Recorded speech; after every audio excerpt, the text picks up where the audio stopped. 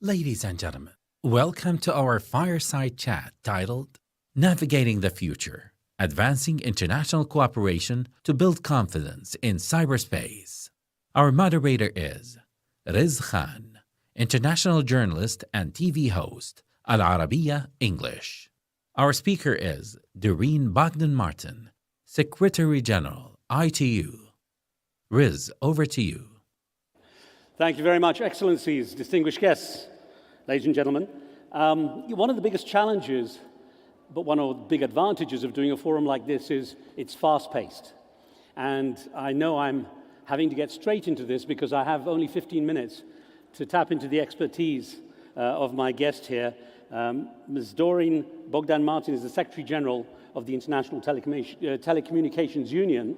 And in the topics that we've been covering, one of the issues that has come up is how there is a need for greater international cooperation in order to build confidence in the cybersecurity space. I was pleased to discover, by the way, Ms. Bodgan-Martin is actually the first woman to head this organization, which has long-running roots. So the first time in 160 years. That's right. So I've been very honored to have guests, with this kind of achievement level. And we're seeing the world reshaping, so that's a very good thing. I'm going to start by just posing a couple of questions, if I may. And I guess one of the first things that would be of interest is that the World Summit on the Information Society Plus 20 review, the WSIS process, is now advancing.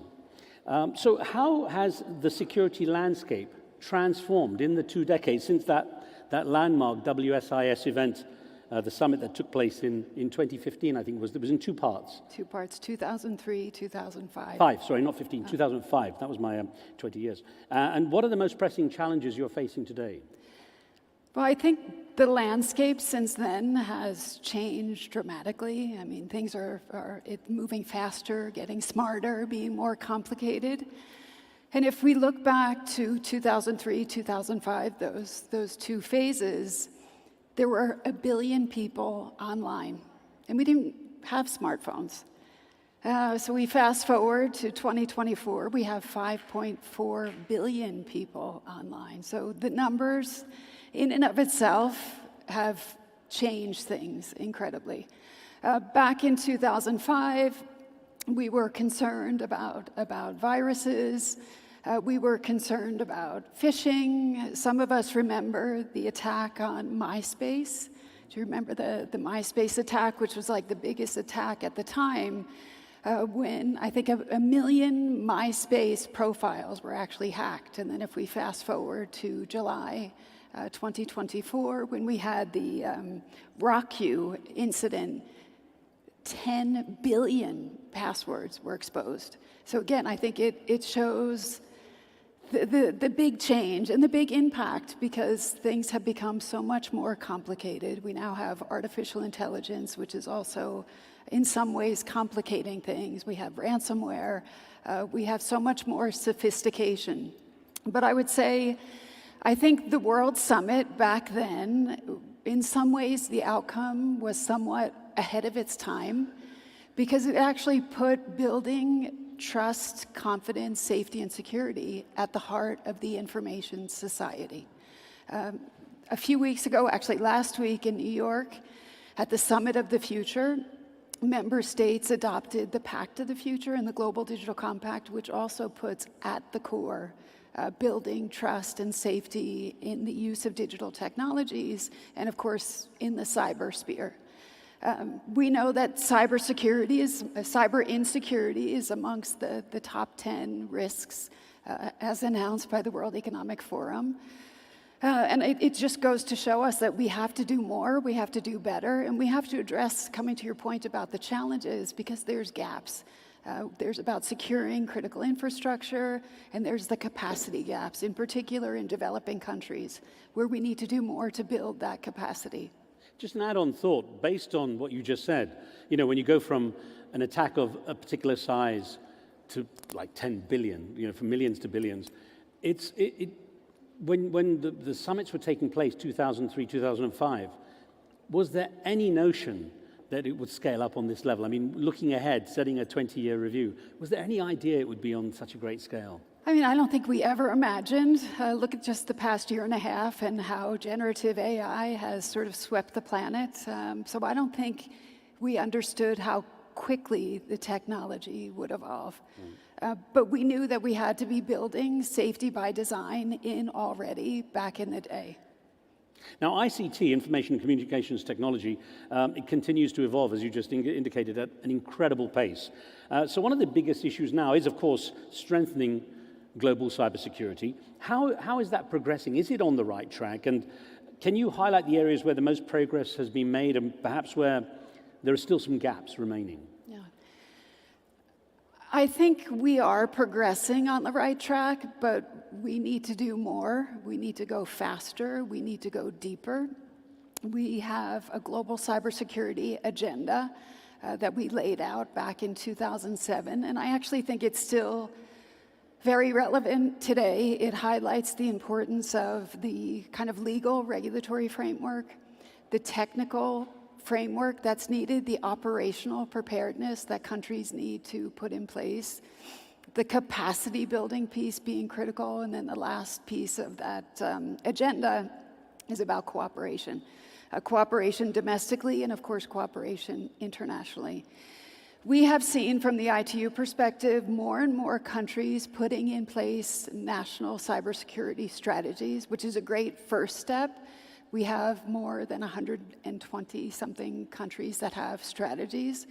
We also have a bit more that have put in place computer incident response teams. So we have CERTs, that's also good.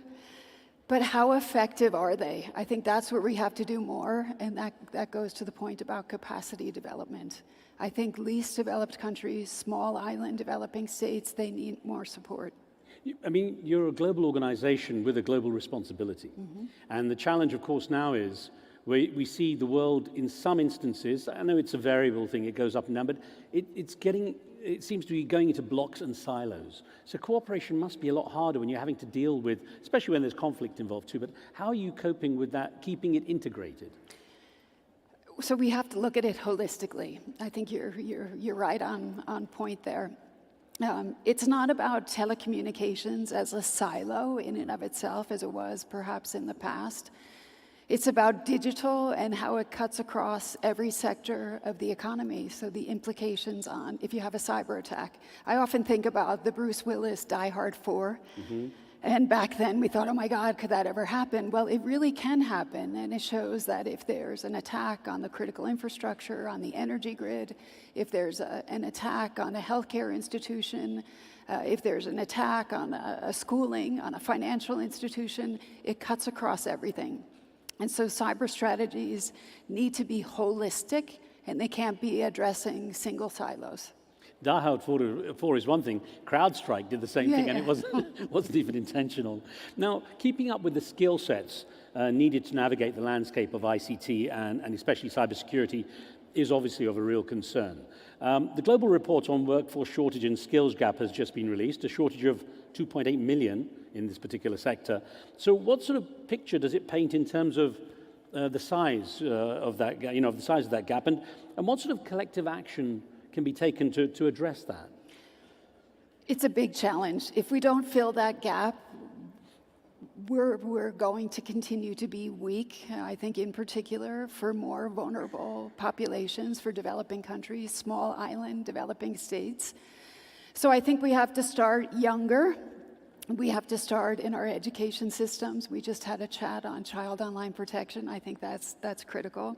So we have to be engaging young people to bring the understanding of what kind of careers look like when it comes to the digital space, when it comes to cybersecurity. So the education starting younger is critical. And to do that, I think we have to have good role models. We have to tackle perceptions and bias, because there's a lot of them. And we definitely, you mentioned you were in the session yesterday, we need more women, because the cyber workforce has a huge gap. We have an overall skills workforce gap, but we have a huge gap when it comes to women. That represents some 20% when it comes to cybersecurity. So I think More skilling is needed. Things like our Girls in ICT Day actually help expose opportunities, and we need governments to be investing in this as well. Yesterday, in that panel on which I was moderating, it was interesting in my research to have discovered that you know, in the AI sector, for example, the percentage of women is about 22. It's very low. And yet, historically, women were more involved with computer sciences right through the early 20th century. In the 40s, it was almost like a peak, and then diminished because of, as you say, attitudes, the stigma that women can't be in computer sciences and engineering of this sort. And that is, I think, hopefully changing. Is that something you're finding? It's changing slowly. Really? Too slowly. And I think we have to be more targeted when it comes to women in the tech sector, because it's a problem that continues. So if you don't have women when it comes to artificial intelligence, if they're not engaged in the development of algorithms, we will be creating AI that mirrors the bias that exists in our society today. So we need to have more women designing, creating when it comes to the tech space. And it is interesting because if the women aren't there in the programming and the prompting, as it's now seen with AI, the bias is set into the computer science itself, and that can have a negative impact too. Absolutely. So what about at an international level, getting these skill sets raised? How are you able to encourage or collaborate that through your organization? What are you able to do? So we have a number of skilling programs, including with the Kingdom, which is exciting. That's right, yeah. So we start with youth.